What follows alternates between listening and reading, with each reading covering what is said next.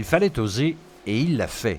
C'est au hasard d'un ouvrage traitant des passions et du mobilier érotique de la Grande Catherine, Catherine II de Russie, trouvé chez un bouquiniste de Deauville, que le gérant de la manufacture de meubles Henriot Alifol-le-Grand a entrepris il y a un peu plus de 2 ans maintenant, à partir de photos plus ou moins floues prises par la Wehrmacht durant la guerre, de refaire un guéridon et un fauteuil, à l'identique ou presque des meubles originaux de Catherine II, dont on a perdu la trace après l'incendie durant la guerre du palais de Tsarskoïe Selo, près de Saint-Pétersbourg.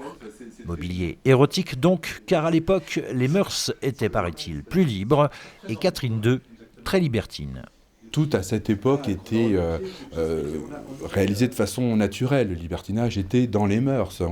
On l'écrivait, on l'illustrait, on le peignait, Fragonard, le mobilier aussi. Mais bon, la Grande Catherine avait, elle, une véritable passion.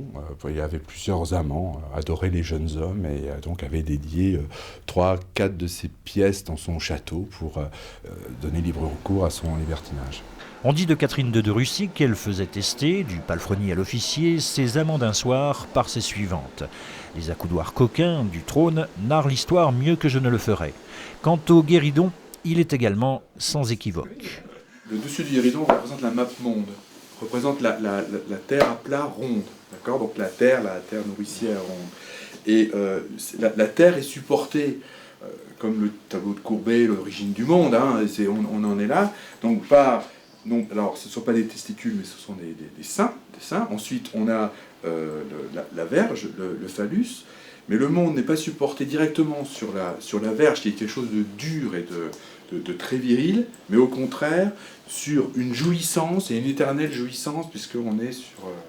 Allez, lâchons le mot. Ce jet de sperme qui est un peu, entre guillemets, assez mystérieux, parce que c'est lui qui aurait tendance à soutenir l'équilibre, et qui est en même temps une matière très volatile, puis est représentée dans une matière dure. Et du coup, on arrive quasiment à un antagonisme, mais qui devient une complémentarité. 2 ans et demi de travail ont été nécessaires pour réaliser ce mobilier. Quelques finitions restent à faire. Aujourd'hui, les mœurs sont bien changées et l'exposition de ces meubles très coquins semble poser quelques problèmes de conscience.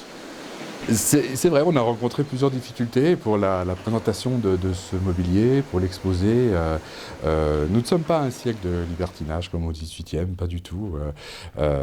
Mais je pense, l'intérêt de la chose est là, évidemment. Si on avait présenté le trône de Napoléon, je pense que vous seriez peut-être même pas là. Enfin, je veux dire, le bruit ne serait pas si fort. Et le fait d'avoir été jusqu'au bout de notre passion et cette volonté qu'on a eue d'aller jusqu'au bout, on a franchi nos obstacles et l'aboutissement et le point d'orgue. Sera l'exposition du dit mobilier fin janvier chez un bon client d'Henriot, l'Opéra de Paris.